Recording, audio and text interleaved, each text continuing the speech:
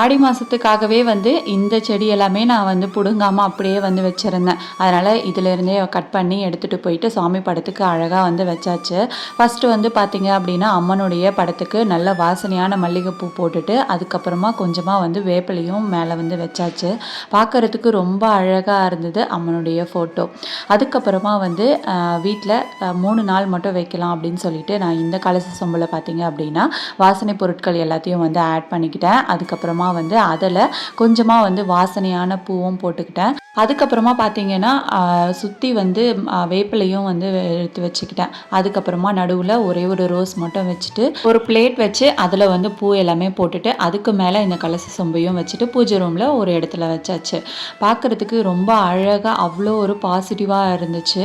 இந்த கலச சொம்பு நம்ம விருப்பம் போல தான் 5 நாள் இல்லை 9 நாள் அப்படி இல்லைனா 11 நாள் இந்த மாதிரி நம்ம வச்சுக்கலாம். இந்த மாதம் முழுக்க கூட நம்ம வச்சுக்கலாம். அதுக்கப்புறம் அன்னபூரணி அம்மன் சிலையை நேற்றே நல்லா சுத்தம் பண்ணி மஞ்சள் குங்குமம் எல்லாமே வச்சுட்டேன். அதுக்கப்புறமா கொஞ்சம் வேப்பிலை பூ இது எல்லாமே வச்சுட்டு நெய்வேத்தியம் படைச்சிட்டு விளக்கேற்றிட்டு சாம்பிராணியும் காட்டியாச்சு.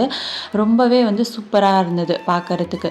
அதுக்கப்புறமா பார்த்திங்கன்னா பூஜை ரூம்லேயுமே நல்லா விளக்கேற்றி நெய்வேத்தியமும் வச்சு சுவாமி கும்பிட்டு இன்றைக்கி ஃபஸ்ட்டு டே பூஜையை ரொம்ப சூப்பராக கம்ப்ளீட் பண்ணியாச்சு.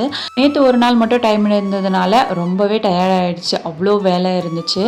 ஆனால் இன்றைக்கி காலையில் இந்த மாதிரி விளக்கேற்றிட்டு சாமி கும்பிட்ட பிறகு பார்த்தீங்கன்னா அவ்வளோ ஒரு ஃப்ரெஷ்ஷாக இருந்தது. ரொம்ப சாட்டிஸ்ஃபைடாக இருந்துச்சு. வீடியோ பிடிச்சிருந்தா லைக் பண்ணிவிடுங்க. தேங்க்யூ.